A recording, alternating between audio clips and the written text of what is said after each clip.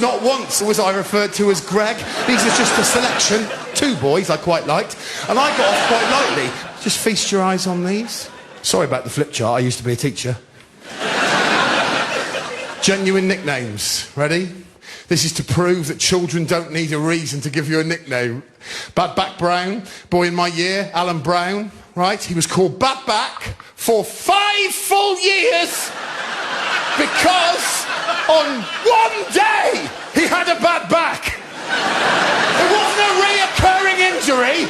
He came in one day and went, I've got a bit of a bad back today, lads. We went, right, well, that's you ruined for 5 years. Lovely. Polly, slightly more sinister, he had a nasty burn down one of his arms. It would appear on that occasion, Polly put the kettle on his arm, so that's nice. Sue, nice short one, this. He was a boy called Kevin, he had long hair. Lovely. This is a work of genius. Baghdad. I still know this man. He's 43 years of age. He's a father of 3 children. He is still called Baghdad. And you're probably thinking, well, presumably, Greg, there was some clever connection with the Middle East, was there? That's why he was called Baghdad all those years. No. He was called Baghdad from the first summer of school onwards because he came in with a new bag that he informed us had been bought for him by his dad. 30 years I've been laughing at that. 30 years, and here's the best bit, his kids call him Baghdad. I've been on tour all year, ladies and gentlemen, everybody. These are people from my audience. These are my favourite 2 over the last year, right? This was a wonderfully camp man in the front row of my audience, and he said he had a nickname, and I went, what was your nickname, young man? And he said, oh, it still is, it's Gandhi. And I went, oh, okay, well, why are you called Gandhi? This is what he said. He went, oh, because I'm gay and my name's Andy, and they just...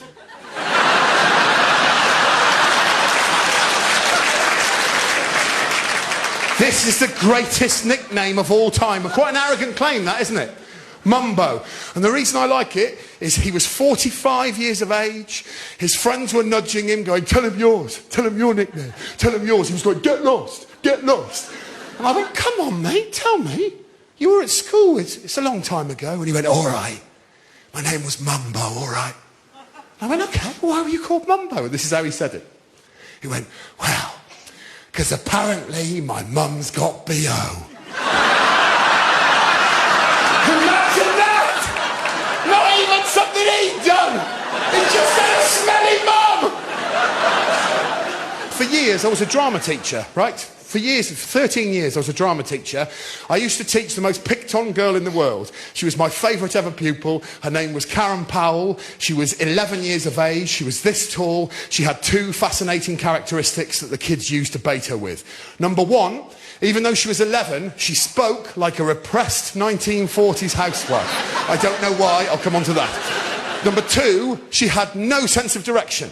She was 10 minutes late to every single lesson, right? Her internal compass was just messed up for some reason.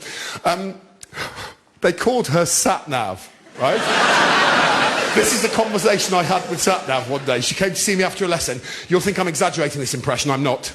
She came in, 11 years of age. She went, excuse me, sir, could I have a word with you, please?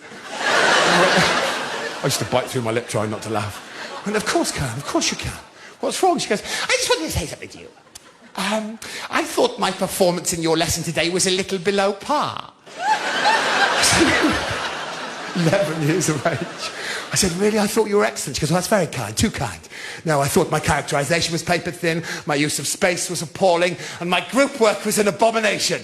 And if you'll forgive me, I'd like to offer you my most humble of apologies. I said, you listen to me, Karen Powell.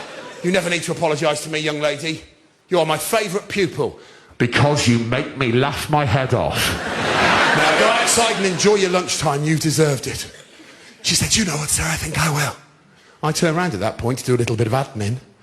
Karen was then faced with a challenge.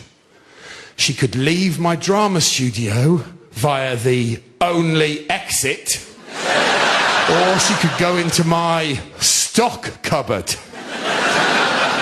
I don't know what happened because I had my back turned, but I certainly, before I went for my lunch, I locked my stock cupboard.